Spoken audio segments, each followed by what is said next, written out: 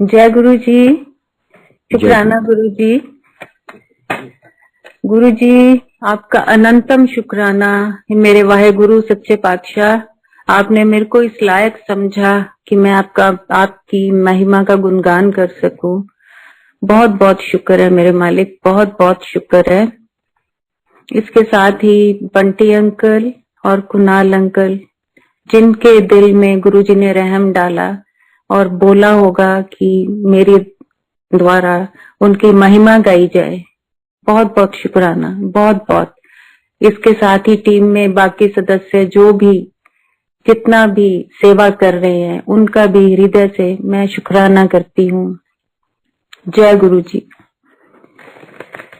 मैं गुरु जी से 94 में मिली थी पहली बार। वो मेरी तरफ से पहली बार थी। मैं ये कहूंगी कि वो मेरा जन्म हुआ था, रूहानियत जन्म 94 में। और इस तरह गुरु जी के साथ आज तक ये जर्नी चल रही है। और मेरे परमात्मा से यही गुजारिश है कि जन्मों जन्मों तक अपने साथ रखे। इतना रहम दिल मेरा वाहे गुरु।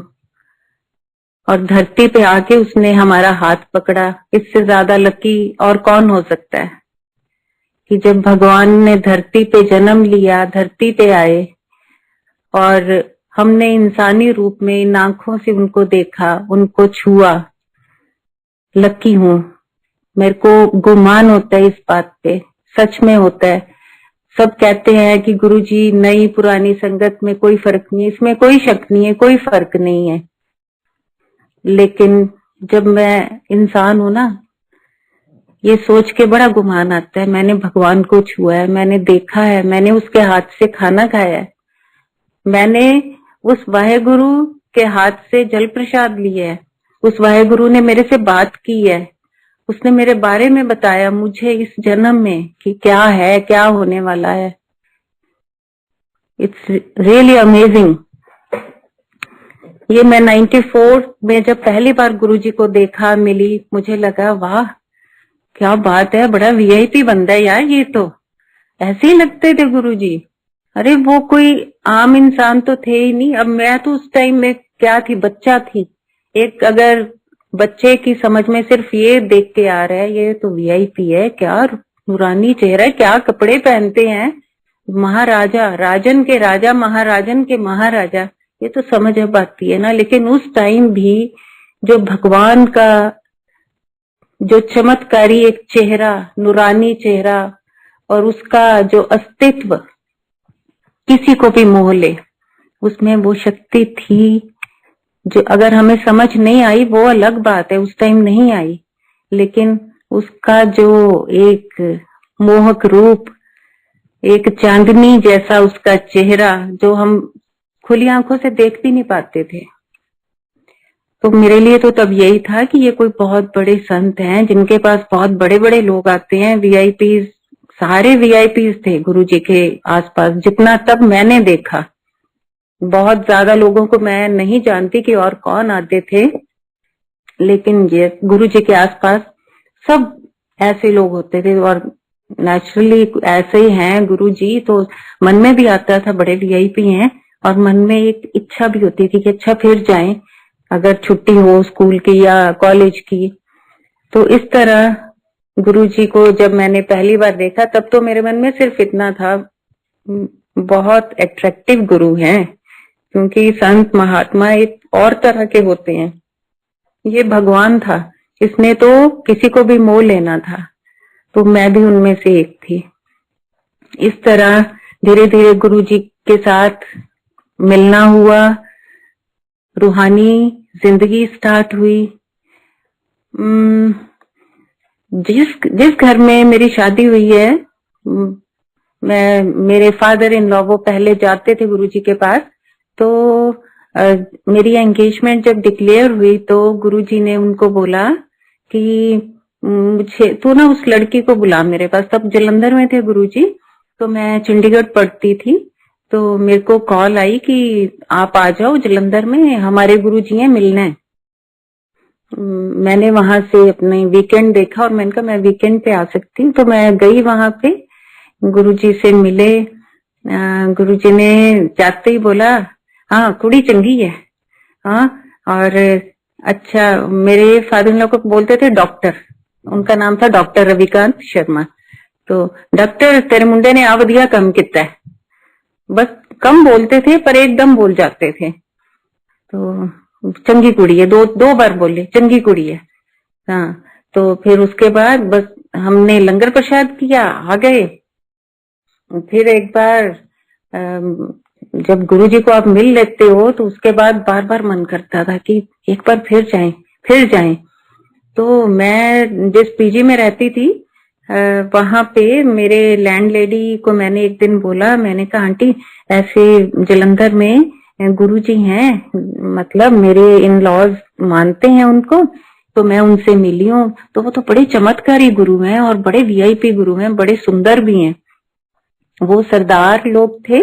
तो वो कहते अच्छा, जैसे श्री गुरु ग्रंथ साहब में ही बिलीव करते हैं, और उनको लगा कि नहीं, हम ऐसे हमारे लिए गुरु तो श्री गुरु ग्रंथ साहब ही हैं, हम कोई ये शरीरधारी गुरुओं को नहीं मानते।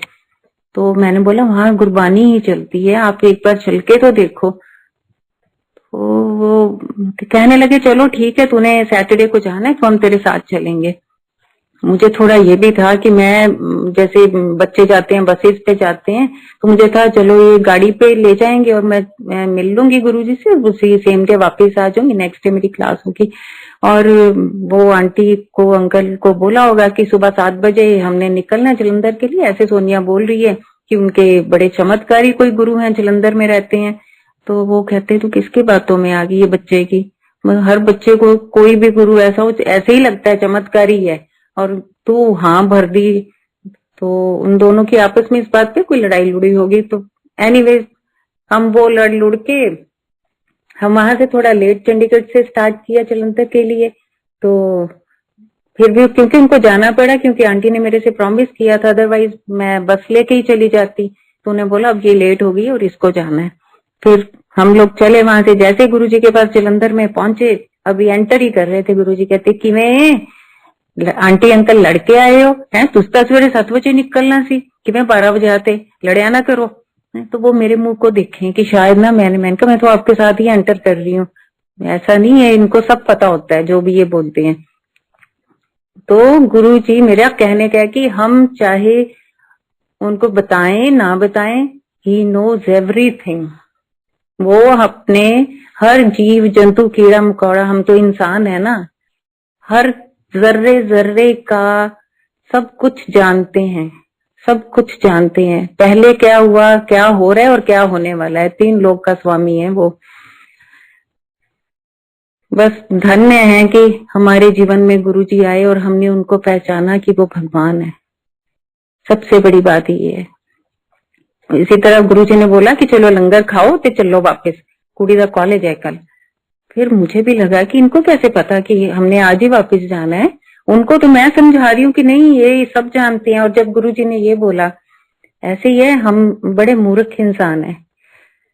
इस तरह हम वहां से आए जी वापस, और गुरुजी ने फिर बुलाया मेरे, तब बुद्धि फादर इन लॉ उनको बुलाया हुआ था, और उधर से फिर मुझे मैसेज गया कि आप भी आओ। मैं फिर वहां से जलंधर गई तो गुरुजी कहते उन्हें देना ब्याह की डेट फिक्स कर दो।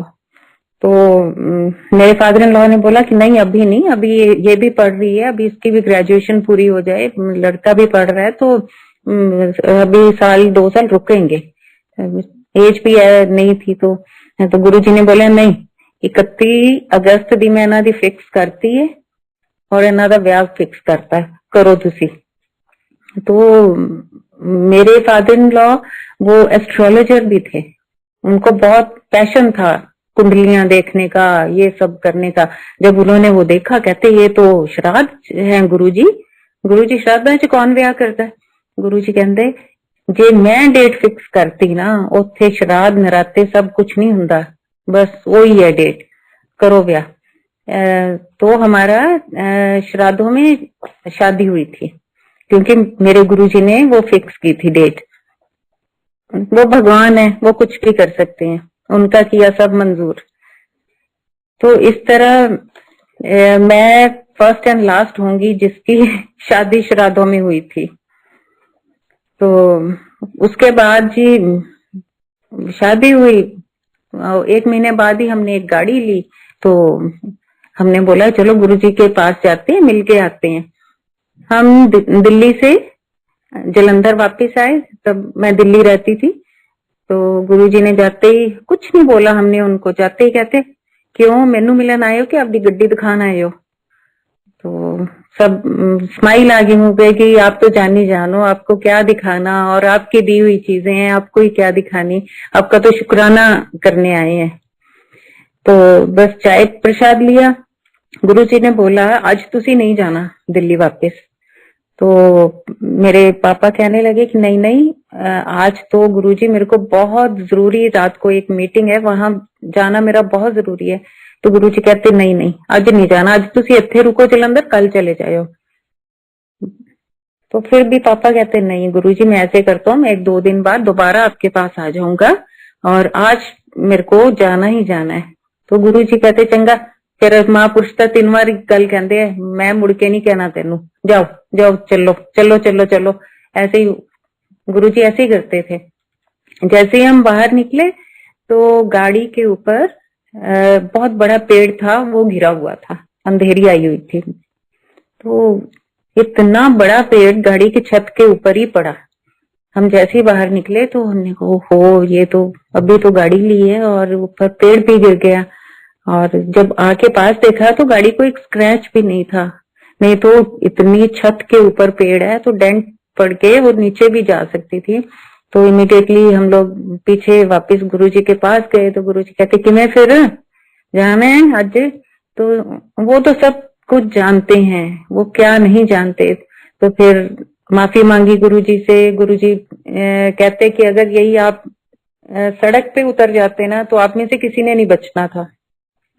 तो गुरुजी कैसे कष्ट काटते हैं, सबको कैसे बचाते हैं। एक हम लोग हैं इंसान कि जो उनकी कई बात की समझ ही नहीं करते हैं कि वो उनके कहने का क्या मतलब है, और हमें लगता है कि नहीं बस जो हम कह रहे हैं बस वो हमारे काम ज्यादा जरूरी हैं। तो ये है मेरे गुरुजी। गुरुजी जब हम उसके बाद चंडीगढ़ शिफ्ट हो गए थे, जलंधर के बाद चंडीगढ़, फिर वहां से हम लोग गुरुजी को चंडीगढ़ भी मिलने जाते थे। तो फिर वो कहते थे कि भाई हुन तुसी दिल्ली तो ना ज्यादा ना आया करो। उन्होंने जिसको नहीं बुलाना होता था तो कह देते थे कि नहीं हुन तुसी नहीं आना। तो उसके बाद फिर वो एम्पायर स्टेट, फिर उससे पहले वो साउथ दिल्ली शिफ्ट हुए थे गुरुजी, फिर हम वहां जाते थे। फिर उसके बाद एम्पायर स्टेट गुरुजी शिफ्ट हो गए वहां। तब हम नोएडा शिफ्ट हो गए थे। नोएडा से एम्पायर स्टेट तकरीबन रोज जाते थे गुरुजी के पास।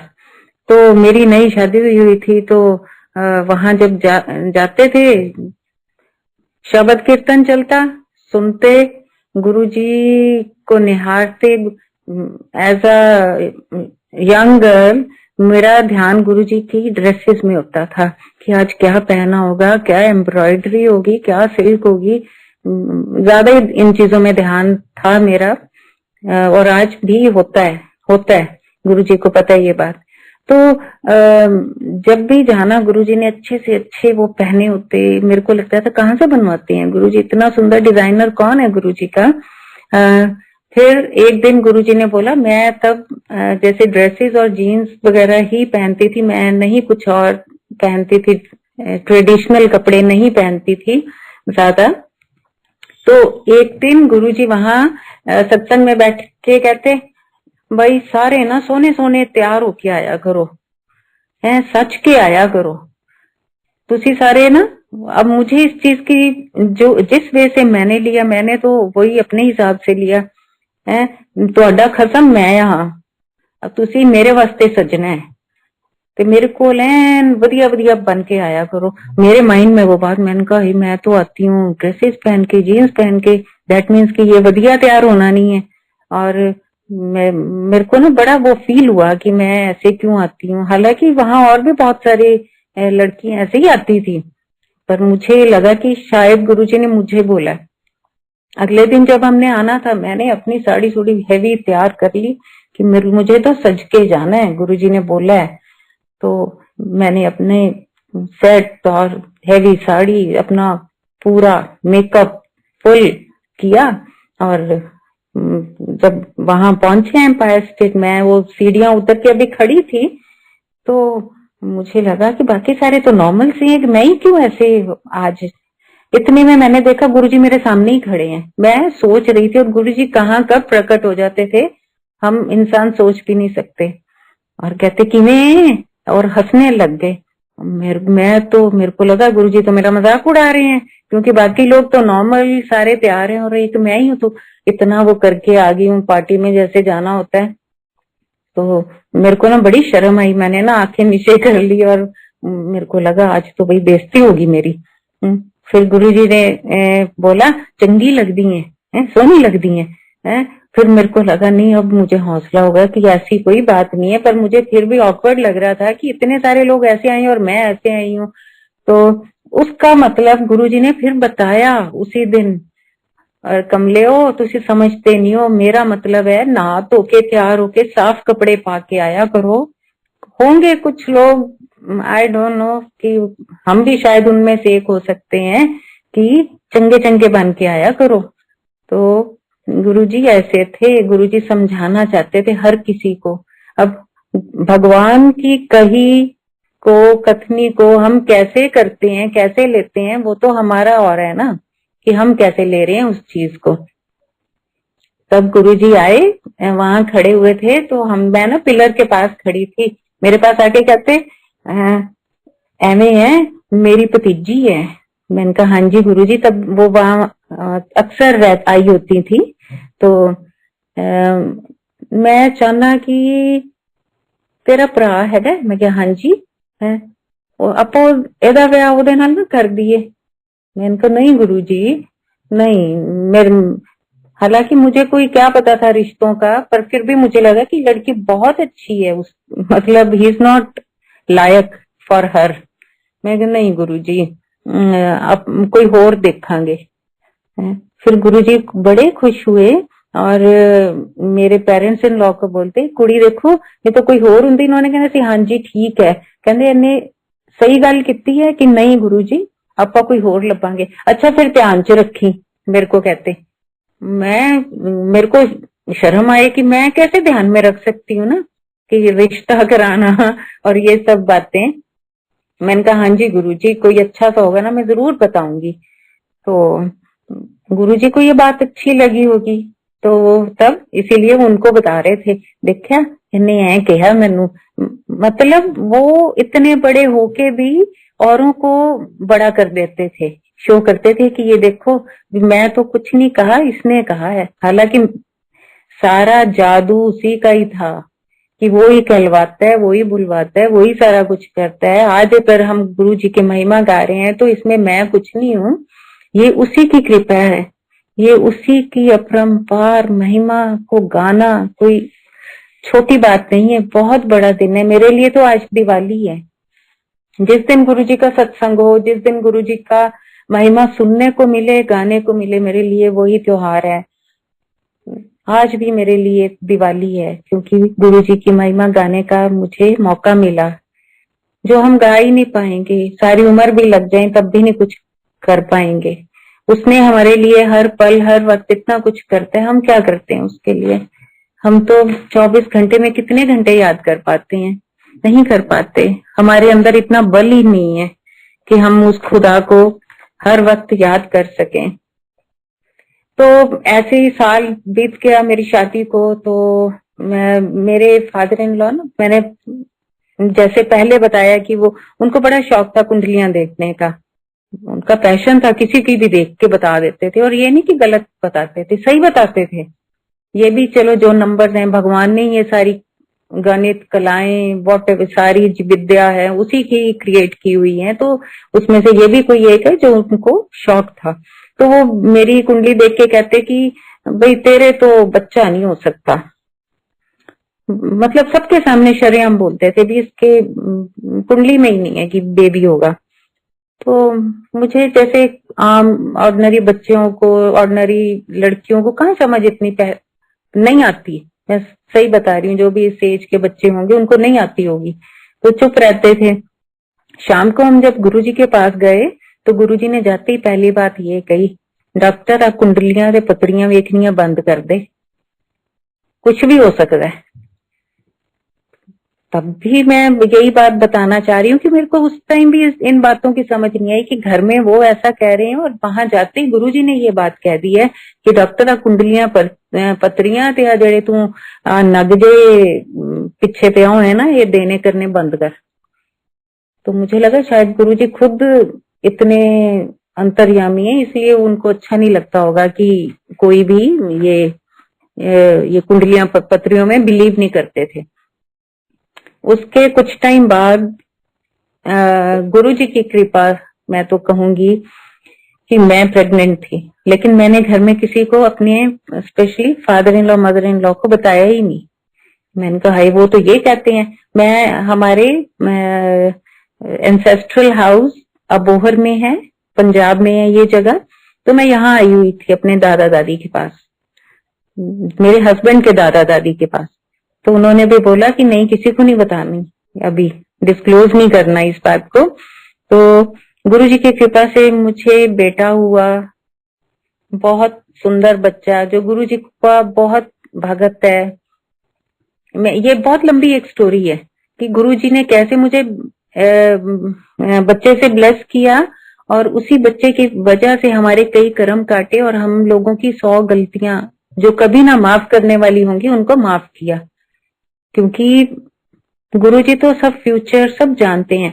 तो इस तरह गुरुजी से आते जाते थे, मिलते रहते थे। एक दिन शाम को जब हम तकरीबन रोज जाते थे, फिर गुरुजी ने बीच में से ऑल्टरनेटिव डेज पे बुलाना शुरू कर दिया। संगत बढ़ने लग गई थी कि वीरवार ही आया करो या शनिवार आया करो। तो तब हमें लगता था ओहो ये क्या हो गया। तो एक बार हम जब गए तो गुरुजी ने बोला कि चलो चलो सारे आपदे घरां नूं चलो, बस बस हो गया चलो चलो चलो। तब ना लंगर का टाइम था और हम गुरुजी ने जिसको भेजना होता था ना भेज देते थे। कुछ लोग होते थे जिनको कहते थे तू लंगर खा के जाई, चलो उत्ते लंगर खा लो। तो उस टाइम जैसे ही शब्द सारे वो 2 घंटे का पूरा हुआ, उसके बाद इंसानों के द्वारा गाई गई महिमा चलने लग गई। उसके बाद गुरुजी ने कहना शुरू कर दिया अभी चलो चलो। अब मुझे लगा मैं अब नया नया खाना बनाना सीखा था, घर जाके बनाना भी पड़ता था। एक ये भी था कि गुरुजी के पास जाएंगे, लंगर खा के आ जाएंगे, मेरी छुट्टी हो जाएगी। गुरुजी ने 11 बजे बोला जाओ भाई। अब मैं सोचूं गुरुजी आज तो आपने मेरे को फंसा दिया, मैं ऐसा ही था तो मैं तो आती ना, मैं तो घर बैठ के खाना बना लेती है। अब मैं सोचती अब बाहर तक गई, शूज पहने, अभी पहन के गाड़ी की तरफ जा रहे थे, पीछे से तो कबीर अंकल ने आवाज लगाई पापा को, डॉक्टर साहब तो गुरुजी बुला रहे हैं। अब मुझे पहले तो लगा शायद पापा कोई बुला रहे होंगे, कोई बात करनी होगी। इतने में सारे आ जाओ सारे आ जाओ। मैं कहे रब्बा तेरा शुक्र है, तू तो लंगर करा के ही भेजेगा। अरे हाय तूने कैसे सुन ली मेरी बात। तब इतनी बातें भी लगता थी ना कि कैसे सुन लेते हैं ना, है ना, इतना सुंदर, जो खुद बच्चे जैसी शक्ल, खुद नूरानी चेहरा, भोला भाला। मुझे तो गुरुजी हमेशा भोले लगते थे। अब पता चला कि वो तो भोले शिव हैं। उस टाइम नहीं मुझे पता था कि ये भोले शिव हैं, लेकिन मुझे चेहरा भोला लगता था उनका हमेशा।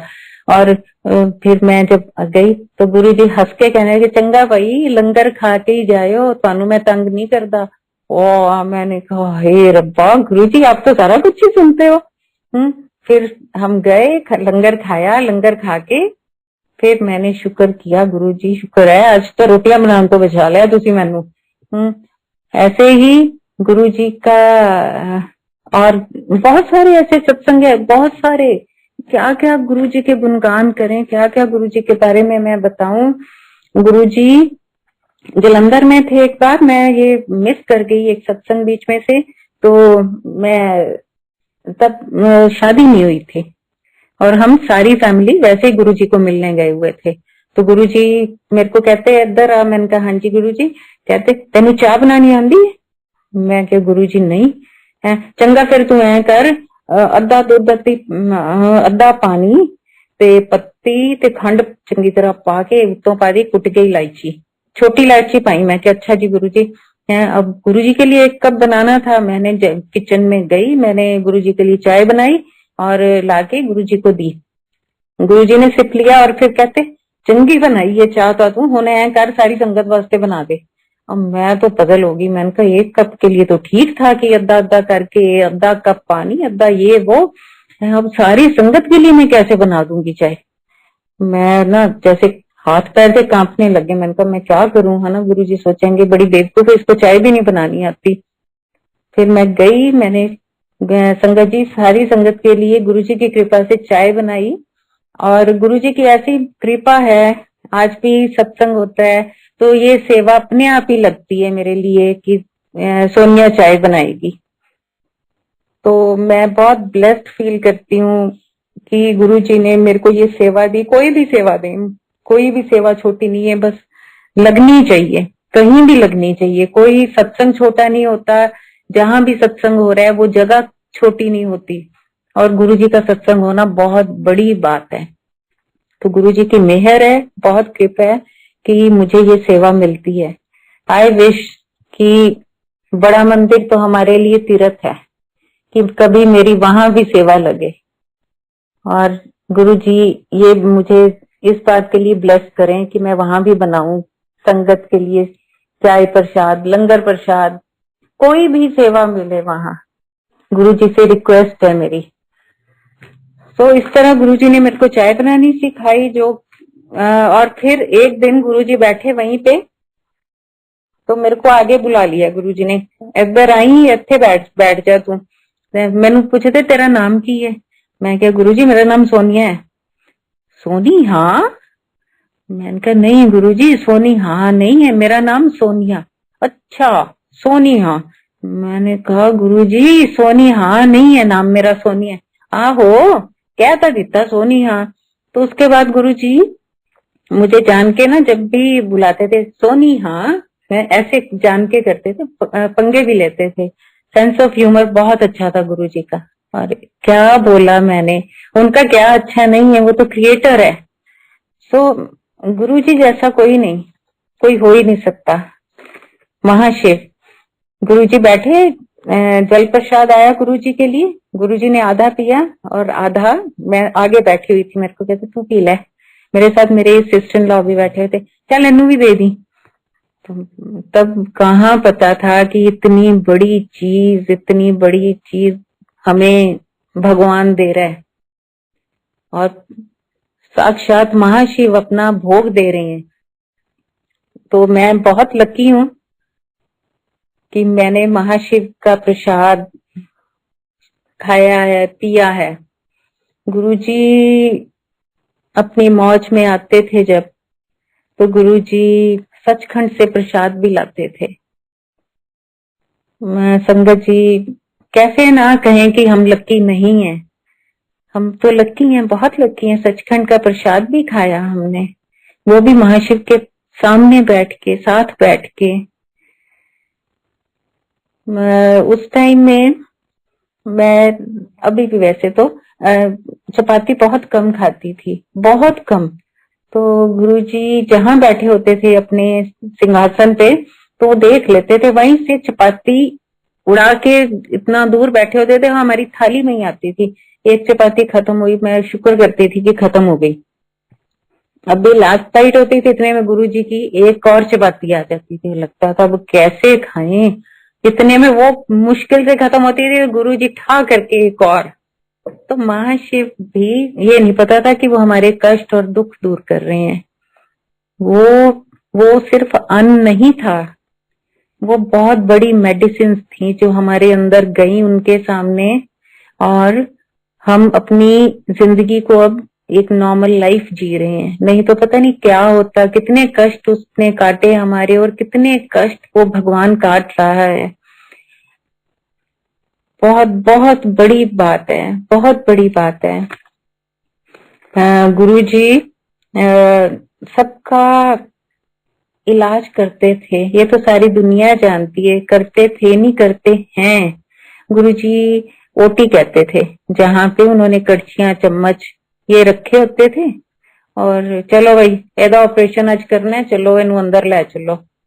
मेरे को तो इंजेक्शन से भी डर लगता था। जब गुरुजी किसी को लेके जाते थे ना अंदर, एनू अंदर ले जाओ, तो मैं ना छुप जाती थी। मुझे लगता था हाय कहीं मेरे को ना कह दें कि इनू अंदर ले चलो, पता नहीं अंदर क्या करते हैं ये, पता नहीं क्या नहीं करते। मैं हमेशा डरती रहती थी इस चीज से।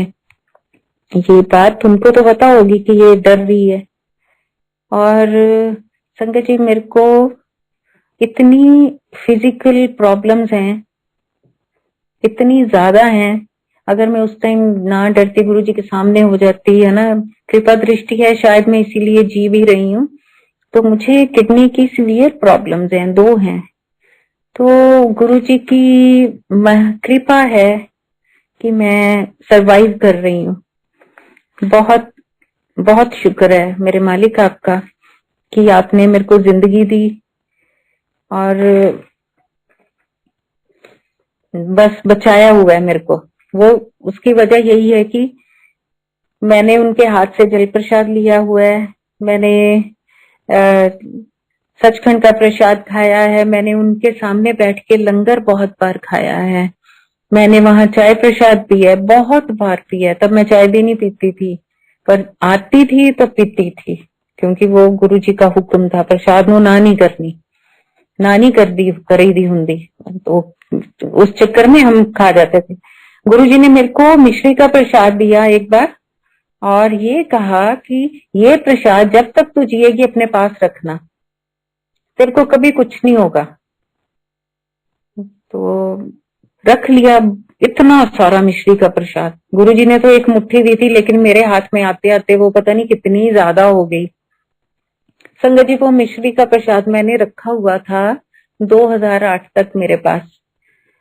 इन बिटवीन कोई भाई जी आए घर में, तो आग सफेद कपड़ों में थे, उन्होंने आके बोला बीबी तेरे ना अलमारी च ना एक मिश्री का प्रसाद पे है, वो मैनू कट के दे दे।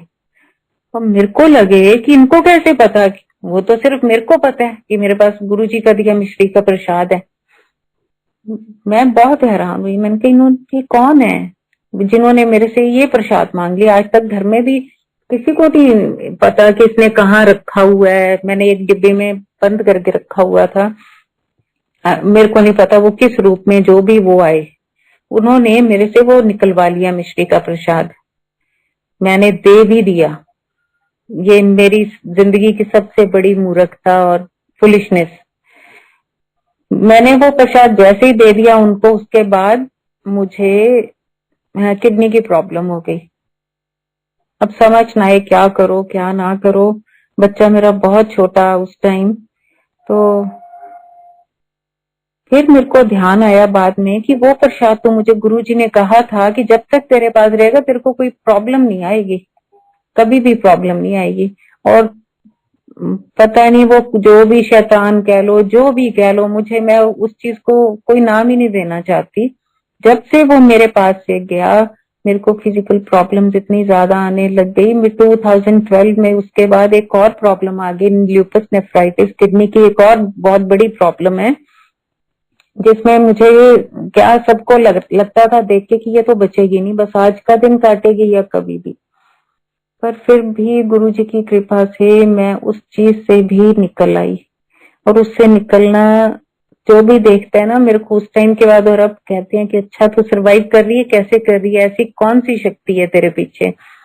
संगत जी, पीजीआई चंडीगढ़ से मेरा ट्रीटमेंट चलता है, और मेरी पीछे बहुत सारी कीमोस भी होती रही हैं, क्योंकि जब ड्रग काम नहीं करती आपकी बॉडी पे तो फिर आपको कीमो करवानी पड़ती है।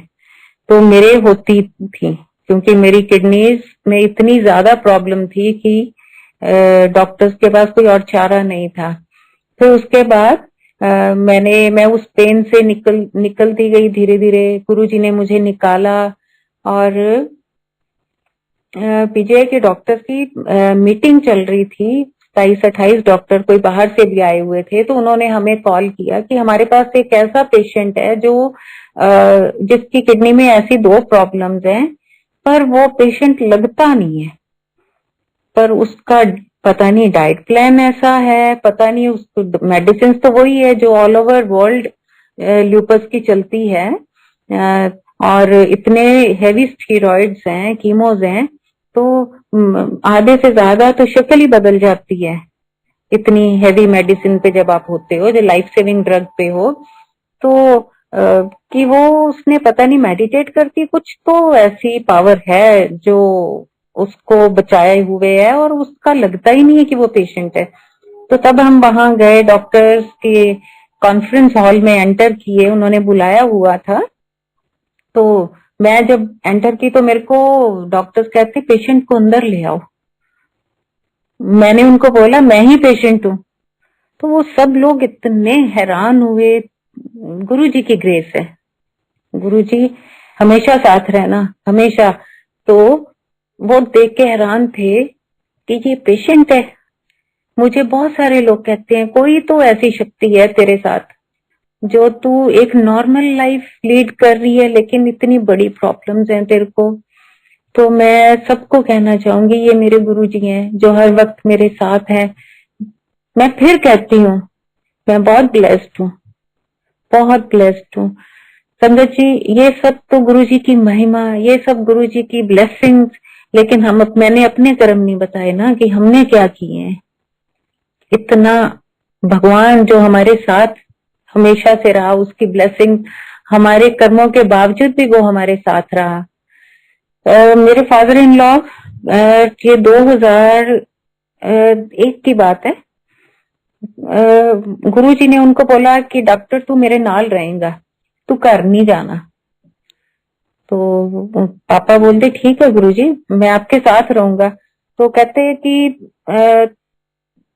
तू बस आपके कपड़ा समान जो भी है ना तू ले आ, इत्थे ले आ। तो उन्होंने पूछा गुरुजी किन्ने टाइम वास्ते मैं ले आवा? 10 दिन, 20 दिन, 1 महीना? कहते नहीं मैनू पता, बस तू आपदा ना बोरिया बिस्तर बन के हुण इत्थे आ जा।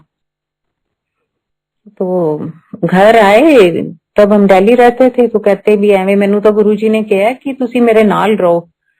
तो मम्मी सोचने लगे कि चलो कोई बात नहीं आप गुरुजी के साथ रहो, पर कितने टाइम के लिए रहोगे? पीछे से जैसे हम बच्चे ही थे तो वो उनको लगा कि मैं अकेली कैसे सब देखूंगी।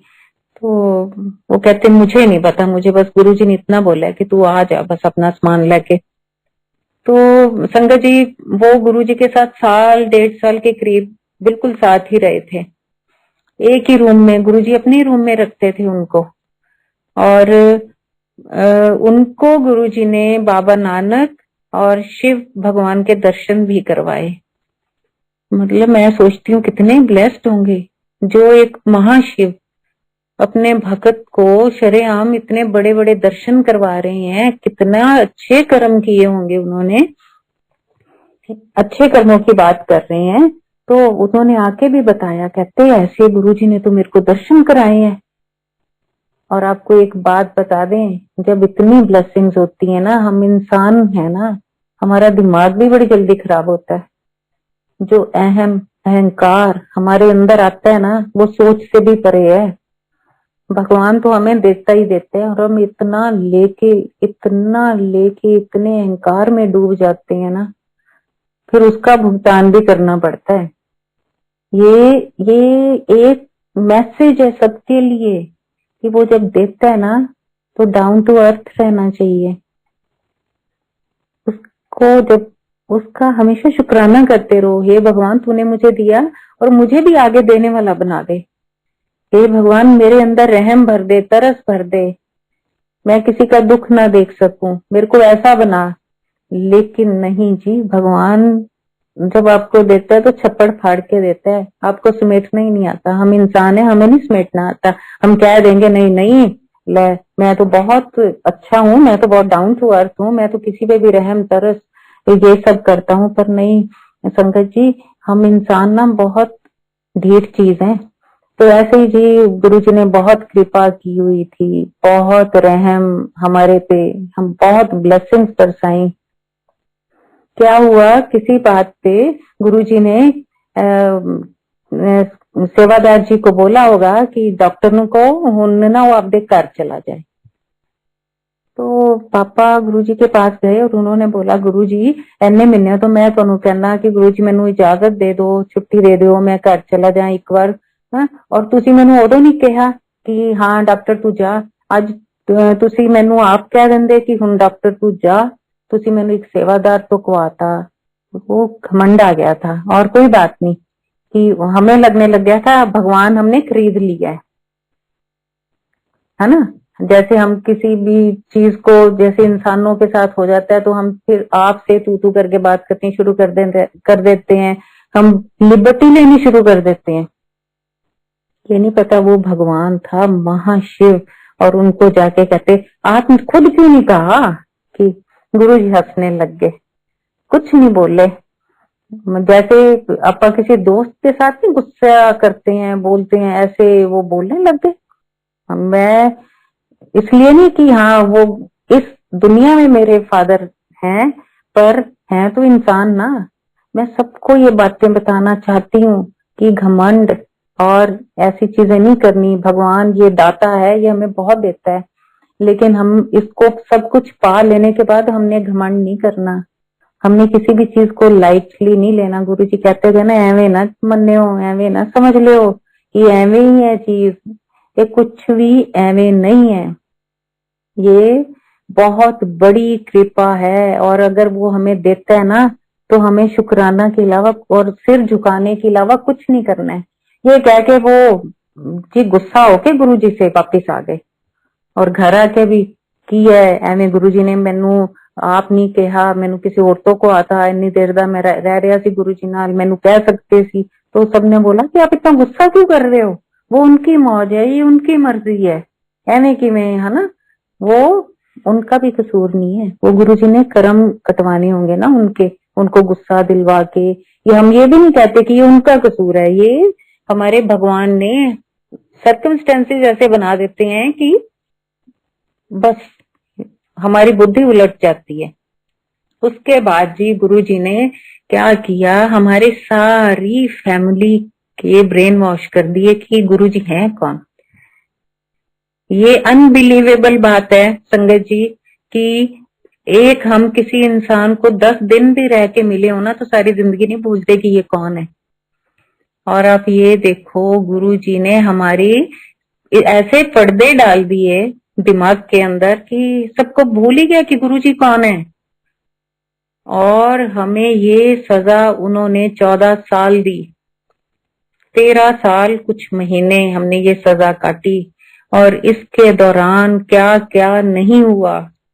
मतलब कहते हैं ना, तबाहियां हो जाती हैं, वो ही हो गई। क्योंकि भगवान से टक्कर लेना हमारे कहाँ बस की बात है।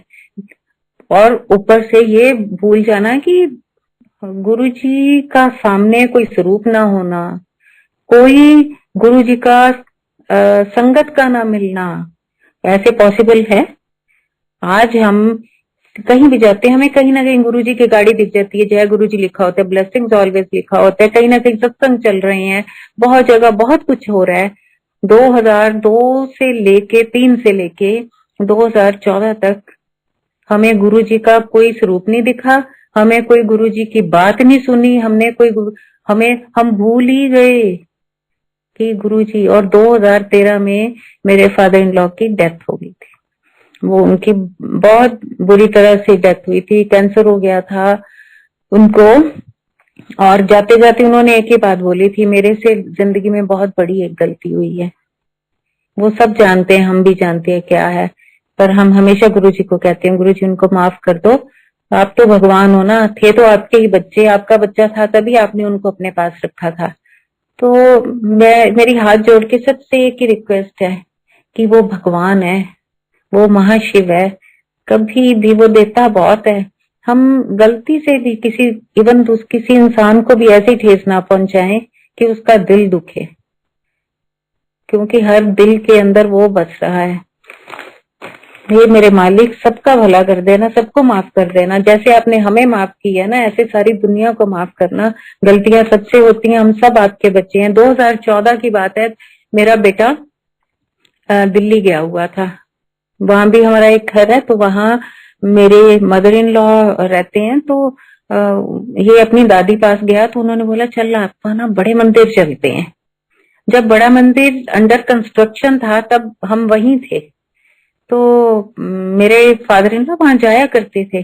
तो हम कहें कौन सा बड़ा मंदिर, आप सोचोगी जो गुरुजी को रोज मिलने वाले थे हम लोग, और हम लोग ये कह रहे हैं कौन सा बड़ा मंदिर। तो मयंक, मेरे बेटे का नाम मयंक है, इसे कि आज ना मैं बड़े मंदिर जा रहा हूँ। हमने सोचा होगा कोई, तो वो 7 जुलाई की बात है, गुरुजी ने ही बुलाया क्योंकि वो गुरुजी का बच्चा है। वो सुबह से 7 जुलाई में गुरुजी के बर्थडे पे लाइन में लगा हुआ था और रात को 3 बजे उसकी बारी आई। एक छोटा सा बच्चा लगातार इतने घंटे खड़ा रहा और गुरुजी के दर्शन के लिए, और उसने गुरुजी के दर्शन किए, वहां पे लंगर प्रसाद खाया और फिर वो वापस आया। उसके बाद मेरे को ऑस्ट्रेलिया से एक कॉल आ रही है कि यहाँ गुरुजी आए थे। मैंने बोला हाँ जी, अबोहर में गुरुजी आए थे, घर में आए थे, 95 की बात है। तो कहते हैं एक आंटी सत्संग शेयर कर रहे थे कि अबोहर में ऐसे गुरुजी गए अपनी संगत लेके और बिना पेट्रोल के उन्होंने, उनकी गाड़ी अबोहर तक पहुंची थी। मैंने बोला हाँ जी बिल्कुल, ऐसा गुरुजी कुछ भी कर सकते हैं, ये बहुत छोटी बात है, वो तो कायनात रोक सकते हैं, ब्रह्मांड रोक सकते हैं, तो ये तो सॉरी कुछ भी ऐसी बात नहीं है। तो कहते आप गुरुजी को मानते हो? आप ये सोचो कि ये फोन मुझे ऑस्ट्रेलिया से आ रहा है और तब मुझे गुरुजी की याद आई है।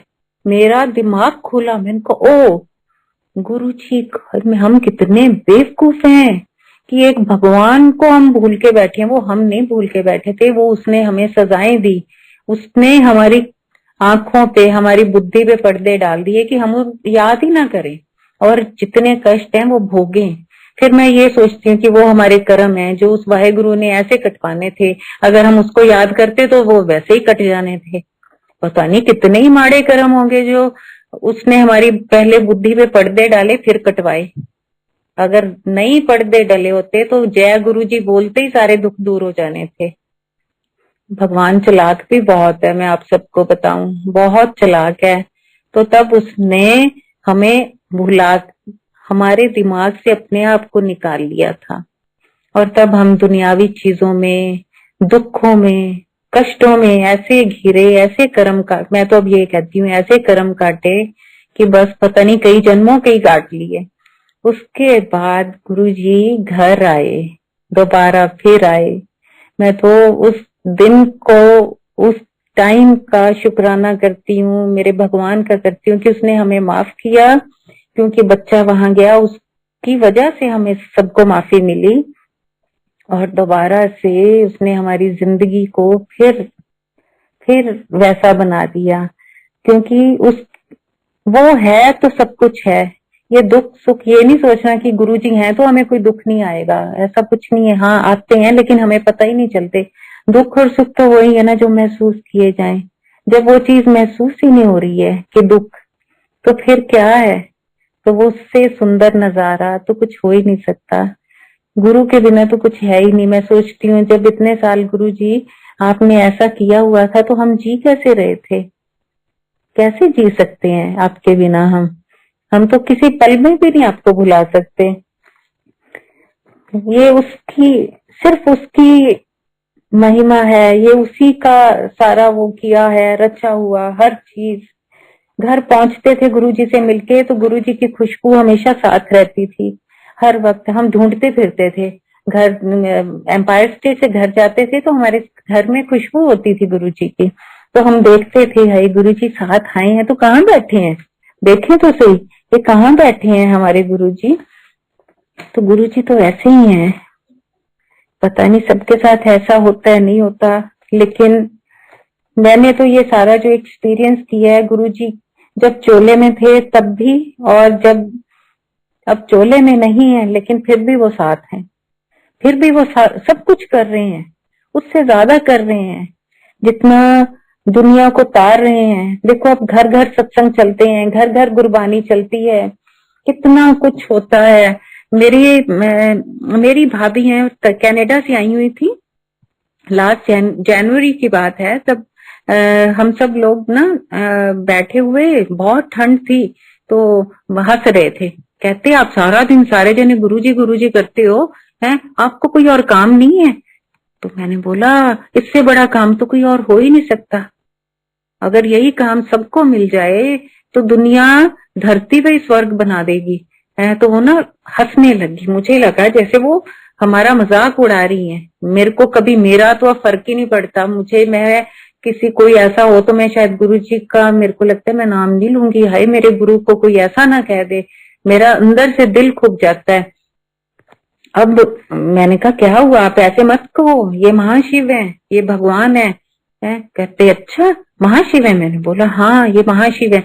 इतने में गुरुजी ने उनको क्या चमत्कार दिखाया, कमरे के अंदर इतनी तेज रोशनी हो गई और गुरुजी खुद सामने आ गए और पीछे महाशिव भगवान खड़े हैं। उनकी तो आंखें चंदे आ गई, उन्होंने मेरा हाथ जोर से पकड़ लिया, कहते ये देख सामने कितनी रोशनी होगी कमरे में। मैंने बोला कहाँ हो गई ये रोशनी? कहते ये देख गुरुजी खड़े हैं सामने मेरे और शिव जी भगवान खड़े हैं। वो तो एकदम ठंडी हो गई, एकदम जैसे कोई हिल जाता है वो हो गई। और उसके बाद उन्होंने जो माफी मांगी है, इतनी माफियां मांगी, हे भगवान मेरे को माफ कर देना, मेरे को सच में ही डाउट था, तो मेरे भगवान पे कोई डाउट ना करे, ये सच में महाशिव है, भगवान है। और हम लोग बहुत लकी हैं जो जिनके मुंह से सिर्फ जय गुरु जी निकलता है, वो भी मैं कहती हूँ तर गए, इतना कहने से ही तर जाते हैं। कितना सिंपल कर दिया जीना मेरे भगवान ने धरती पे आके कि सिर्फ जय गुरु जी बोलो और तर जाओ। कितना सुंदर जहाज मिला है ना हमें, किसको हाथ लगाते ही हम तर जाते हैं, हमें कोई यात्रा ही नहीं करनी पड़ती, हमारे कर्म ही कट जाते हैं, हमारे दुख कट जाते हैं, सारा कुछ सिर्फ उसको याद करने से। तो उसकी प्यारी याद में रहना, उसके साथ रहना, बस यही सबसे बड़ी बात है। और एक संगत जी मैं सबसे हाथ जोड़ के एक रिक्वेस्ट जरूर करूंगी, जो लोग भी आजकल सत्संग करते हैं, बहुत सारी वीडियोस ऐसे देखने को मिलती हैं कि जिसमें वो सिर्फ एक गाने लगा के नाच रहे होते हैं। मेरे भगवान के वचनों को पढ़ के प्लीज इतना जरूर देखें कि जो 2 घंटे का सत्संग है उसमें सिर्फ शब्द गुरबानी ही चलनी चाहिए। ये मेरी हाथ जोड़ के सबसे रिक्वेस्ट है। उससे पहले उसके बाद जो बाकी सबने उनकी महिमा गाई है वो जरूर लगाएं, जरूर सुने, लेकिन वो जो 2 घंटे निश्चित टाइम सत्संग का है ना, उसमें प्लीज गुरबानी ही सुना करें। ये बहुत बार देखते हैं तो लगता है कि गुरुजी महाराज जब चोले में थे वो सत्संग करते थे तो सिर्फ गुरबानी चलाया करते थे, लेकिन वो 2 घंटे सत्संग के बाद फिर सब कुछ ही सुनते थे, लता जी भी सुनते थे, पंजाबी गाने सुनते थे, सारा कुछ ही सुनते थे। तो प्लीज थोड़ा सा गुरुजी के नियमों पे चलें, तो आपको ही फायदा है, आप सबको ही फायदा है गुरु की बात मानने में। गुरुजी हर पल, हर जगह, हर समय मौजूद है। अगर उनको प्यार से याद किया जाए, दिल से याद किया जाए, वो हर किसी की इच्छा पूरी करते हैं।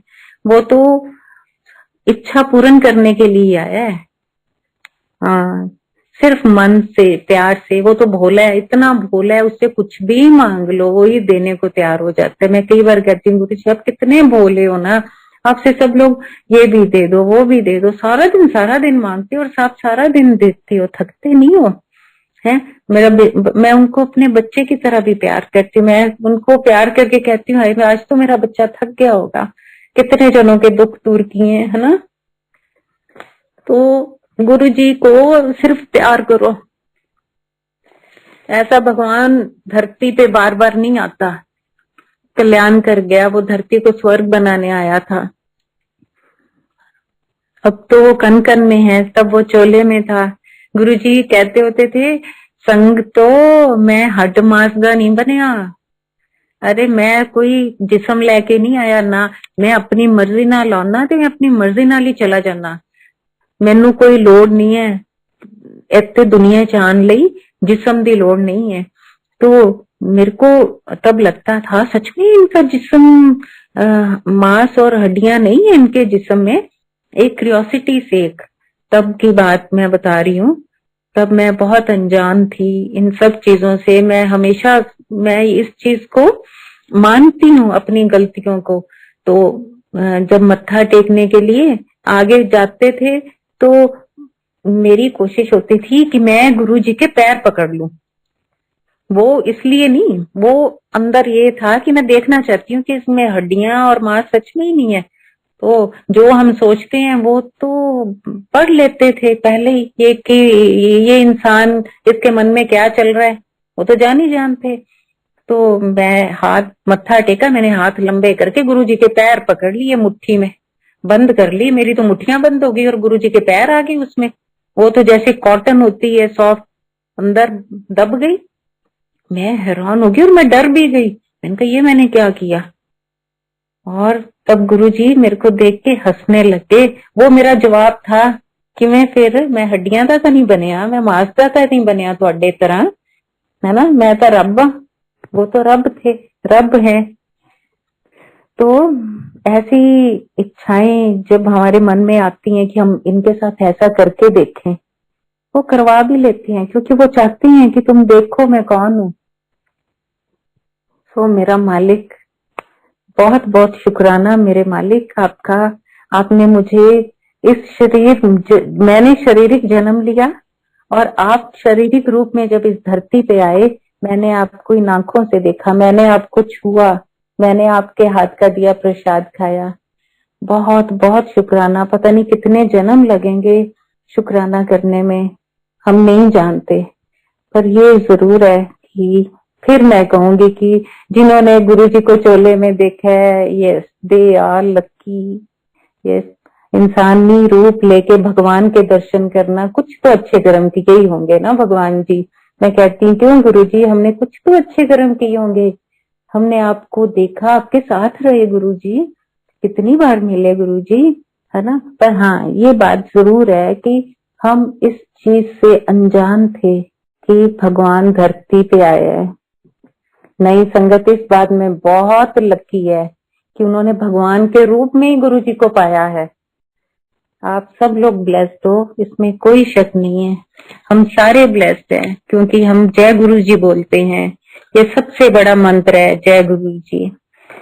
सारी संगत, सबका मैं तहे दिल से शुक्राना करती हूँ। बहुत बहुत शुक्राना, बहुत शुक्राना मेरे मालिक। आपने अपनी महिमा का गुणगान करने के लिए मुझे चुना। आंटी, मेरी एक रिक्वेस्ट है आपसे कि आप प्लीज अगर गुरुजी के कुछ और सत्संग शेयर कर लें प्लीज। हाँ जी, ठीक है ठीक है। गुरु जी के मैं बड़े मंदिर में गई थी 2020 में। तो वहां से मैं जैसे लालच बहुत है, अभी भी मेरे अंदर है गुरु जी के लिए लालच। गुरु जी की किसी भी चीज के लिए मेरे अंदर सच में लालच है। मैं गुरु जी को कह भी देती हूँ, माफी भी मांगती रहती हूँ। कोई जैसे बहुत कुछ दिया है गुरु जी ने, बहुत कुछ दिया है, बहुत भंडारे भरे हुए हैं। और कोई जैसे कोई लॉकेट भी आएगा ना, कैसे संगत में बट रहा होता है, तो मेरे अंदर बड़ी एक इच्छा होती है, गुरु जी हाय मेरे को भी मिल जाए। बहुत कुछ दिया है गुरु जी ने, फिर भी होती है। जैसे गुरु जी के स्वरूप बट रहे होते हैं, लॉकेट बट रहे होते हैं, एक भूख जो गुरु जी के लिए, गुरु जी की हर चीज के लिए मन ही मन में होता है कि हाय खत्म ना हो जाए, मेरे को भी मिल जाए।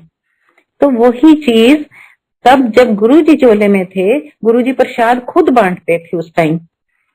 तो गुरु जी खुद उठ के एक दिन प्रसाद पिछली लेन से शुरू हो गए बांटने के लिए। और मैंने कहा एक डब्बा है, आज तो प्रसाद नहीं मिलता। मैं मीठा खाने की बहुत शौकीन हूँ, मिठाइयां गुरु जी बहुत बांटते थे, और उस दिन एक डब्बा गुरु जी के हाथ में। मैंने कहा है रब्बा आज तो नहीं मिलता प्रसाद, आज तक खत्म ही हो जाना है।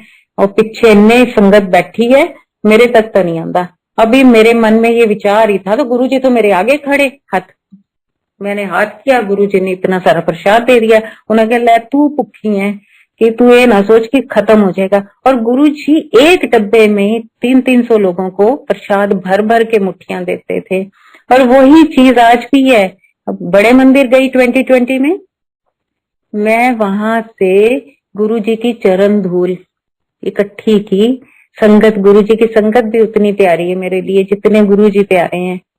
कोई कोई फर्क नहीं मैं रखती, कोई भी है मेरे लिए। जो गुरु जी को जय गुरु जी बोलता है मेरे लिए, वो बहुत आदरणीय है। वो चाहे दुनिया में कोई भी है, कोई फर्क नहीं पड़ता मेरे को। मैं वहां से बड़े मंदिर से चरण धूल इकट्ठी करके लेके आई। ये अपना भाव है मेरा। ये था कि हाँ, ये मेरे लिए बहुत पवित्र चीज है कि मेरा भाव है, किसी के लिए कुछ भी हो सकता है। वहां से मैंने इकट्ठी की, अपने हाथ में रखी, फिर पॉकेट में डाल ली।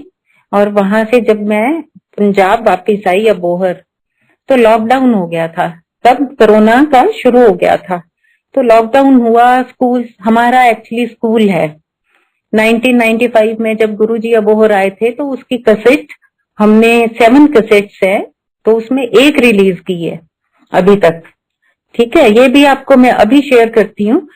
तो वो मैं धूल लेके आई जी अबोहर में।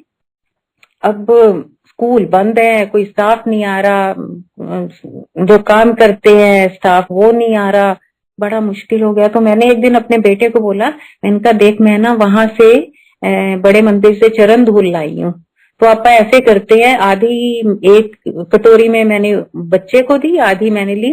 प्रेमिसेस काफी बड़ा है ये स्कूल का, गुरुजी की दया से।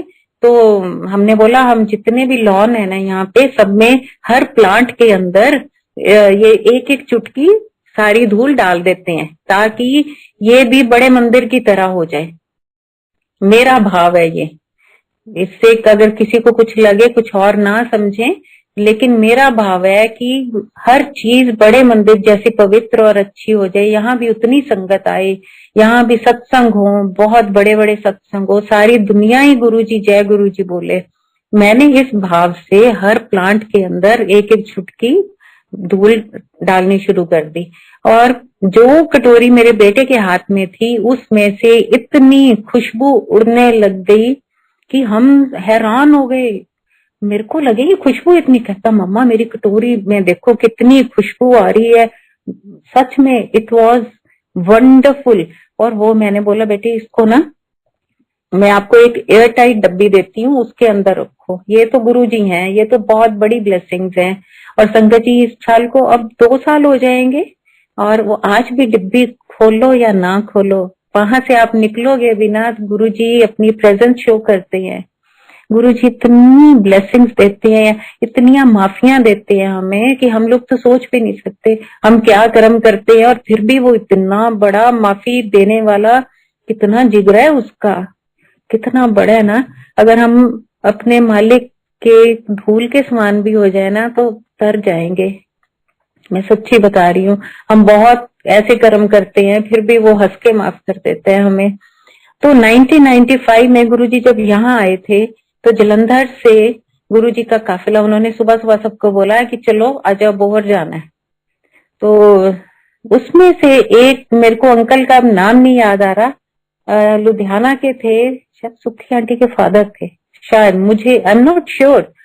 मैं गुरुजी को हमेशा कहती हूँ गुरुजी वो बुलवाना जो बिल्कुल सटीक सच, बिल्कुल सच हो, एक एक वर्ड वो कि जो मैंने देखा है, जो मुझे समझ आया है। समझ भी तो अपनी है ना, कोई उस चीज को किसी तरह समझेगा। मैं अभी भी बता रही हूँ कि भावना है ये तो भगवान के लिए, वो तो समझेगा कि हाँ ये किस भावना से मेरे को ऐसे कर रही है। और वहां से उन्होंने बोला कि आज मैं सुना हुआ है गुरुजी की गड्डी ना बिना पेट्रोल दे चलती है, आज देखते हैं कि आज तो गुरुजी ने नाल ही बुला लिया। तो उन्होंने ड्राइवर की ना ड्यूटी लगा दी कि तू भावे कुछ हो जाए, अपनी गड्डी फुल रखनी है पेट्रोल दी, ते गुरुजी की गड्डी के पीछे ही रखनी है कि एक चूक ना हो जाए तेरे। तो आज आपका देखनी है कि गुरुजी पेट्रोल, क्योंकि इतनी दूर जाना है, पेट्रोल तो पाना ही पैना है रस्ते च। वो कहते ठीक है जी। गुरुजी की गड्डी तो हवा छुटती सी, वो पीछे पीछे उन्होंने गड्डी लाई। और वो कहते ये सच है, गुरुजी की गाड़ी बिना पेट्रोल के अबोहर तक पहुंची थी। और उनके साथ ये गुरुजी की महिमा में एक गाना गाया हुआ है, आज मेरे गुरु आना जी, गुरु आना जी। ये सुखी आंटी साथ आ रहे थे, तो तब उन्होंने अबोहर में जब काफिला चलता था, कोई गाड़ी तेज चलती थी, गुरुजी को मैच करना कोई खाला जी का खेल थोड़ी था। उनकी गाड़ी, वो ये सोच के आ रहे थे कि आज वो स्कूल है, स्कूल जाना है, तो मैं स्टेज पे गाना गाना है। उन्होंने गाना सोचा, रास्ते में लिखा और ये ट्यून भी बना ली और सोच भी दिया कि मैंने आज वहां गाना गाना है, कि बच्चे होंगे, स्टाफ होगा, सब मजा आएगा। गुरुजी तो सबको पढ़ लेते हैं, किस भाव से कहा होगा, जो भी है गुरुजी ने उनका रास्ता बदल दिया। तो हमारी साइड ही है, जोधपुर वाली रोड है इधर से, क्योंकि राजस्थान साथ लगता है, तो उनकी गाड़ी राइट की बजाय लेफ्ट टर्न हो गई, तो वो बीकानेर साइड की सड़क पकड़ ली उन्होंने। पहले बीकानेर आता है, फिर आगे जोधपुर आता है। वो रास्ता भटक गए, इधर गुरुजी पहुंच गए, संगत पहुंच गई, दुनिया उनके दर्शन के लिए आ रही है, और गुरुजी ने ब्लेस किया यहाँ सबको, इस धरती को ब्लेस किया। महाशिव के चरण पढ़ना कोई छोटी बात थोड़ी है। मैं रोज उस जगह पे जाती हूँ जहां गुरुजी बैठे थे, वहां तो गुरुजी की परमानेंट गद्दी है, क्योंकि गुरुजी आज भी वहां पे हैं। जहां जहां गुरुजी ने स्कूल में चरण डाले, जहां उनकी DLP-1 गाड़ी खड़ी हुई, कहाँ से उस गाड़ी ने घूम के टर्न लिया, फिर गुरुजी कैसे बैठे, वो सब आंखों के सामने रोज आता है कि महाशिव यहाँ आए थे। मैं सोचती हूँ और उन जर्रों से भी बात करती हूँ कि तुम लकी हो। तो भगवान है ना, इससे ऊपर कुछ भी नहीं, और मेरे गुरु के ऊपर तो वैसे भी कुछ नहीं है। तो सुखी आंटी ने वो गाना तब लिखा था, जब ये तब का लिखा हुआ और गाया हुआ है, जब रास्ते में गुरुजी के साथ संगत अबोहर आ रही थी। तो बहुत बार सोचते हैं कि ये कोई छोटी बात नहीं है कि महाशिव के चरण पड़े हैं यहाँ पे, बड़ा उस धरती को चूमने को मन करता है। ऐसे ही मैं आपको बता रही हूँ कि मैं गुरुजी की हर चीज के लिए बहुत लालची हूँ। बड़े मंदिर आते हैं तो जल प्रसाद मिलता है, तो ये लगता है कि हाँ, किसमें जो नीचे का भी ड्रॉप अगर मुंह के अंदर और भी चला जाए तो अंदर ही, कि वो भी वेस्ट ना हो। पता नहीं कितनी ब्लेसिंग्स है इस चीज में भी, कितना कुछ दिया है भगवान ने। ऐसे ही नहीं कहते, उनकी वाणी, वो कहते थे जो मैं कहता ओ होके रहूंगा, पत्थर पे लकीर है, ना सोचो एवं ही कहता, एवं ही कुछ भी नहीं है। ये भगवान के कहे वर्ड्स है जो ऐसे नहीं जाते और ना ही कभी ऐसे जाएंगे। उनके कही बहुत सारी चीजें हैं। उन्होंने मेरे को 3 चीजें बताई थी संगत जी। हाँ, कुछ चीजें हैं जो मैं शेयर नहीं भी कर पाऊंगी, लेकिन वो अटल है, बिल्कुल अटल है। ऐसा नहीं है कि हाँ उन्होंने कहा था और नहीं हुआ, बिल्कुल हुआ है, बिल्कुल वही हो रहा है जो गुरुजी ने कहा था। तो गुरुजी के मैं एक सत्संग बताती हूँ आपको। जब यहाँ सत्संग शुरू हुए थे लॉकडाउन पीरियड के दौरान, तो सब कुछ बंद था, सारी गैदरिंग्स बंद हो गई है एकदम। और पूर्णिमा, हर पूर्णिमा का सत्संग यहाँ GD स्कूल में गुरुजी के ये इस घर में तय है कि होना ही होना था। अब लॉकडाउन हुआ, पूर्णिमा आ गई, तो मैं और फैमिली मेंबर्स हम बैठ के, हम तो 2 घंटे रोज सत्संग करना ही करना है, करते थे। मुझे ऐसे लगा गुरुजी ने कहा है संगत नु बुलाओ, परसों पूर्णिमा है, संगत नु बुलाओ। मुझे लगा नहीं मेरे को ऐसे ही, मतलब क्योंकि संगत आती है, अब आ नहीं रही, तो शायद मेरे को इसलिए लग रहा है कि मेरे कान में ऐसे ही लग रहा है। थोड़ी देर बाद वो हमारे बुआ हैं मेरे हस्बैंड के, वो भी बैठे, वो हमारे साथ रहते हैं।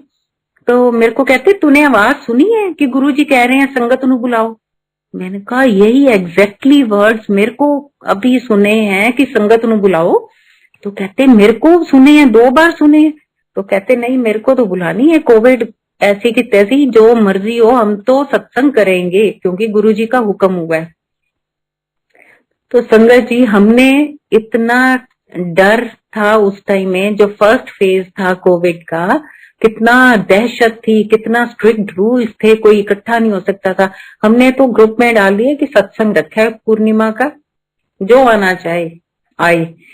तो 70-70, 80-80 लोग आते थे, कोई कोविड का कुछ नहीं। गुरु की इतनी कृपा, इतनी मेहर, लंगर प्रसाद चलते थे, 2-2 घंटे के सत्संग, और उसके बाद जो लंगर प्रसाद का टाइम था वो भी लगता था। उसके बाद सही सलामत सारी संगत घर जाती थी, गुरुजी ने किसी पे आंच नहीं आने दी। तो ऐसे गुरुजी कैसा हो सकता है? सब कहती हैं ऐसे कैसा हो सकता है? अरे क्यों नहीं हो सकता? भगवान क्या नहीं कर सकता? तो यही करता है ना मेरा भगवान। और क्या करे वो तुम्हारे लिए? कितना मांगते हैं हम उससे, कितना कुछ मांगते हैं सारा दिन, और वो सब कुछ देता है, इसमें कोई शक नहीं। गुरु जी हमारी कोई भी अरदास ऐसे नहीं जाने देते, कोई भी अरदास, सारी मुरादें पूरी करते हैं गुरु जी, सारी मुरादें पूरी करते हैं। संगत जी मैं आपको एक ऐसा सत्संग शेयर करने वाली हूँ। मैं आपको बता रही थी कि जो मेरे भाभी आए थे कनाडा से, तो वो थोड़ा सा हंस रहे थे कि गुरुजी आप लोग सारा दिन करते हो। तो फिर जब गुरुजी ने उनको उसी टाइम दर्शन दिए कि मैं ही महाशिव हूँ, अब बोलती बंद कर दी गुरुजी ने।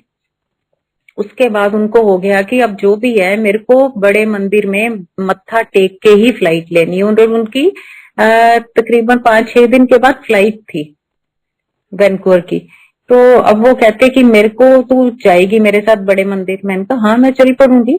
तो कहते मुझे मत्था टेकना। इतने में उनका कोई गुरुजी भी तो ऐसे ही नहीं ना, सौखे थोड़ी मिलते हैं, भगवान है। आप हर चीज को फॉर ग्रांटेड कैसे ले सकते हैं, और वो भी भगवान को। अब गुरुजी ने कहा कि तू तो हंसी है, अब ला मैं तेरे को तमाशा दिखाता हूँ। ये सोच लिया कि हम 2 दिन के बाद दिल्ली जाएंगे, फिर वहां से बड़े मंदिर जाएंगे, फिर उनकी फ्लाइट होगी और then I will be back. So इतने में उनकी टूथ प्रॉब्लम हो गई।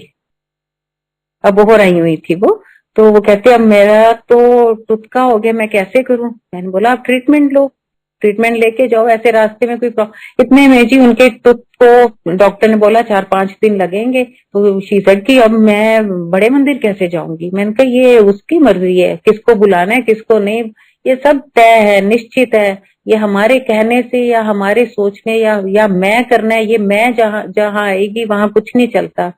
तू कर दे भी, तेरी मर्जी है तो तू बुला लेना, ठीक है? मैंने कहा आप सरेंडर करो कि हाँ मुझे अपनी इच्छा तो रखो कि मुझे जाना है। कहते नहीं मैं तो मत्था टेक के बिना मैं फ्लाइट नहीं लूंगी जी। उनका ट्रीटमेंट चला 4-5 दिन, अब 1 दिन रह गया था फ्लाइट को। तो फिर मैंने कहा भी मैं तो नहीं जा सकती एक दिन भागा दौड़ी में, मैं नहीं जाऊंगी। तो उनकी एक नीस रहती है, एयरफोर्स में है वो, तो उनको मैंने बोला आप उसको ले जाना अपने साथ। फिर वो जब वहां गई तो उनका एक बच्चा है जो मेंटली रिटार्टेड है, ही इज 3 और 4 इयर्स ओल्ड ओनली, जो सारा दिन चीखे मारता है, जो खाता कुछ नहीं, अपनी मतलब उसको स्पून फीडिंग करनी पड़ती है, और बड़ा मुश्किल है। भगवान ने ऐसा बच्चा उनको कोई दिया, पता नहीं क्यों दिया। तो वो मेरे को कहते वो तो जा ही नहीं सकती, उसका बच्चा तो चीखे मारता है, ना वो सोता है, उसका तो कोई टाइम ही नहीं है। मैंने बोला आप अकेले चले जाओ। कहते मेरे को अकेले रास्ता नहीं पता। मैंने कहा जो भी है मेरे को नहीं पता, गुरुजी पे छोड़ दो, अगर वो चाहेंगे तो आप वहां तक पहुंच सकते हो, नहीं चाहेंगे तो आप कुछ नहीं कर सकते। इतने में वो कहते कि मेरे को कॉल आई, कहते मेरा प्रोग्राम बन गया, 3 बज गए हैं शाम के। तो सर्दियों के दिन में 3 बजना भी, फॉग होती है तो अंधेरा जैसा होता है। कहते हम कैसे जाएं? मैंने कहा आप बस निकल जाओ, छतरपुर का नेविगेशन में करो और जाओ। तो कहते वो बच्चा हमें फोन ही नहीं देता, हम क्या करें? मैंने उनको बोला आप एक फोन होल्ड पे रखो, मैं बोलूंगी, आप रास्ते बताऊंगी, आप ड्राइवर को बोलना ऐसे ऐसे लेता जाए। और संगत जी मैंने उनको फोन पे बोल बोल के रास्ते बताए, इधर टर्न ले लो, ऐसे चले जाओ। धौला कुआं से छतरपुर तक वो मैं नहीं थी, वो गुरुजी थे जो उनको रास्ता बता रहे थे। आप इमेजिन करो, मैं अबोहर बैठी बोले जा रही थी अब इस रोड पे चले जाओ, यहाँ से राइट टर्न ले लो, यहाँ से लेफ्ट चले जाओ, इतने क्रॉस आगे निकल जाओ। ऐसे करते करते संगत जी वो बड़े मंदिर पहुंच गए। बड़े मंदिर पहुंचते ही पार्किंग में जब गाड़ी लगी उनकी, तो वो बच्चा जो 24 घंटे चीखता है वो शांत हो गया, शांत हो गया। वहां उस बच्चे ने लाइन में लगा, अपने आप चला, जो गोदी से कभी उतरता ही नहीं है, चल के उस बच्चे ने अपने आप जल प्रसाद दिया। और जिंदगी में पहली बार ऐसा नजारा था, वो बोला नहीं, और उसने वहां पूरा लंगर प्रसाद चाय प्रसाद पी, और उसके बाद उसमें शांति आने लग गई है। ये मिरेकल्स नहीं है तो क्या है? तो कहते हैं ना, ये गुरु चमत्कारी गुरु है। ये क्या है ये कोई जान भी नहीं सकता, उसको जानना कोई आसान काम नहीं है। वो तो वो है, वो कहते हैं तू ही तू ही तू, बस और कुछ नहीं। जब उससे प्यार हो जाएगा ना तो ये दुनिया, ये सब छलावा, गुरु जी कहते थे ਤੁਹਾਡੀ नजर जिस चीज ਨੂੰ भी देख रही है ना, समझ लो वो खत्म हो जाएगी, नाश हो जाएगी। तो ये चीज आप भी सोच ले कि आपकी नजर जिसको देख सकती है ना, कोई भी चीज है वो, चाहे वो नश्वर है। जब नश्वर है तो प्यार किस चीज का, तो फिर किससे करना है? परमात्मा से। क्योंकि आंख बंद होने पे भी हमें कौन दिखता है? भगवान, वो ही। सो लव हिम ओनली, क्योंकि he is the big giver. उससे ऊपर कोई भी नहीं है, हो भी नहीं सकता। तू ही है बस, तेरे से ऊपर कुछ नहीं है मेरे परमात्मा। और तेरा इतना शुक्राना कि हमारी जुबान कम है, हमारे पास पल भी कम है, हम कर ही नहीं सकते कितने जन्म। और हमें जन्म चाहिए ही नहीं गुरु जी, अपने पास ही रखो, हमें हमेशा अपने साथ रखो। यही मांगा करो गुरु जी से। गुरु जी कहते थे दुनिया ਨੂੰ कुछ मंगना ही नहीं आंदा, कहणगे मैनू आ दौलत दे दो, गड्डी दे दो, घर दे दो, पुत्र दे दो। कहते इन्हां ਨੂੰ कुछ नहीं मंगना आंदा। वो जानते हैं कि उन्होंने हमें क्या देना है, हमारे लिए क्या अच्छा है। जो बेस्ट होगा वो मिलेगा हमें, मांगने से कुछ भी नहीं होता। और वो तो फिर भी दे देता है। आपने देखा ही है क्या नहीं करते गुरुजी, हमारे लिए सब कुछ करते हैं। अगर मैं जिंदा हूं तो मैं सिर्फ उनकी वजह से ही जिंदा हूं। मैं हम हर पल का शुक्राना करती हूँ। जो प्रॉब्लम्स, लोग घबरा जाते हैं, आप, मैं हैरान होती हूँ कभी अपने आप पे भी कि मैं घबराती क्यों नहीं हूँ। फिर मुझे लगता है कि मेरे साथ जो शक्ति खड़ी है, जो ताकत है, तीन लोक का स्वामी, पूरे ब्रह्मांडों के ब्रह्मांड का स्वामी, तो मैं कैसे हार सकती हूँ, मैं कैसे डोल सकती हूँ? नहीं डोल सकती। मैं फील करती हूँ गुरुजी हमेशा मेरे साथ है। बस जिस दिन ये फीलिंग आ जाती है ना, उस दिन आपके सामने हर चीज छोटी है, हर चीज छोटी है। क्योंकि वो इतना बड़ा मालिक आपके साथ खड़ा है ना, उसको फील करो, समझो, प्यार करो, और कुछ भी नहीं। गुरुजी कहते थे बस मैं की ਤੁਹਾਡੇ ਤੋਂ ਮੰਗਦਾ, ਮੈਨੂੰ प्यार करो, ਉਹੀ ਤੁਹਾਨੂੰ करना नहीं आता। तुसी चीज़ां नाल प्यार करते हो, इसमें कोई शक नहीं है। आज्ञा होगी, उसकी मेहर होगी। बहुत सारे और सत्संग जिंदगी के, बहुत सारे जो गुरुजी के साथ बिताए पल, बहुत कुछ शेयर करने वाला, गुरुजी की इच्छा के अनुसार जरूर होगा, फिर मिलेगी। मैं आप सबका बहुत शुक्राना करना चाहती हूँ। भगवान आप सबका भला करे, मेरे साथ है, मैं सबके साथ ऐसे रहना, सबके दुख दूर करना, बस अपने से दूर कभी मत करना जैसे हमें किया था। मैं कन्फेस करती हूँ, मेरे को कोई शर्म नहीं आती इस चीज में कि हमने इतना गलत काम किया था। गुरुजी से नाराज होना, भगवान से नाराज होना, हिम्मत देखो हमारी, हिम्मत है ना। और फिर भुगता, हालांकि वो तो फिर प्यार करता, इतना भोला है, उसने हमें माफ कर दिया। पर मैं कभी नहीं छुपाती ये सब चीजें कि हमने क्या गलतियां की हैं, कभी भी नहीं। हाँ, शर्मिंदगी जरूर होती है। भगवान के सामने भी जाती हूँ तो हर वक्त माफी जरूर मांगती हूँ उस टाइम के लिए। और बहुत क्षमा मांगना भी मुझे लगता है कुछ और हो सके तो मैं वो करूं, वो भी कम लगता है, बड़ी शर्मिंदगी लगती है। सो संगत जी, गुरु जी तो सिर्फ देने वाले हैं, वो तो भगवान है। हमेशा उनके साथ प्यार करना तो आपको देखना कितना कुछ मिलता। हम वो क्या मांग रहे हैं हमारे से, कुछ भी नहीं, एक प्यार। टाइम क्या, चलते फिरते उठते बैठते, उन्होंने तो कोई रूल नहीं बनाए कि तुम नहा धो के मुझे याद करो। उन्होंने सबके लिए ये रूल नहीं बनाए कि अमृत वेला करो, हर किसी के लिए नहीं। उन्होंने मुझे कभी नहीं कहा था गुरुजी ने कि तू सवेरे उठ के ऐ कर या तू शिव पुराण पढ़। उनको पता था ये गुरुजी को मेरी बात पता थी कि ये लेट उठती है। और संगत जी ये सच्ची बात बोल रही, उन्होंने आज तक, जैसे सब कहते हैं ना अमृत वेला करना बहुत जरूरी, उन्होंने मुझे हमेशा कहते थे आराम नाल उठया कर, मेरे को कहते थे। और टिल डेट मैं सच में बहुत लेट उठती हूँ। गुरुजी जिसके लिए जो चीज थी उसी को वैसे बोलते थे, जो चीज मेरे लिए नहीं है तो मेरे को नहीं कर कहते थे कि हाँ तू अमृत वेला कर या तू शिव पुराण पढ़, नहीं, कभी नहीं कहा था। जिसके लिए जरूरी था उसको बुला के भी कहते थे कि तू ना शिव पुराण पढ़िया कर, तू इतनी बार पढ़ी, ऐसे भी कह देते थे। जिसको गुरुद्वारा साहब भेजना होता था उसको भी कहते थे आज जा गुरुद्वारे जाके आई, और जिसको नहीं भेजना होता था उसके लिए कहते थे कोई नहीं तू तो मौज कर, बस जय गुरु जी बोली जा, बस कर्म कटेंगे। तो ये तो भगवान ने तो हमारे लिए कोई रूल्स बनाए नहीं है, हमारी जिंदगी इतनी आसान और सीधी कर दी गई है। सो प्लीज जो लोग मैं देखती हूँ सुनती हूँ सत्संग में सब नहीं ऐसा करना जरूरी है, अरे कुछ भी जरूरी नहीं है।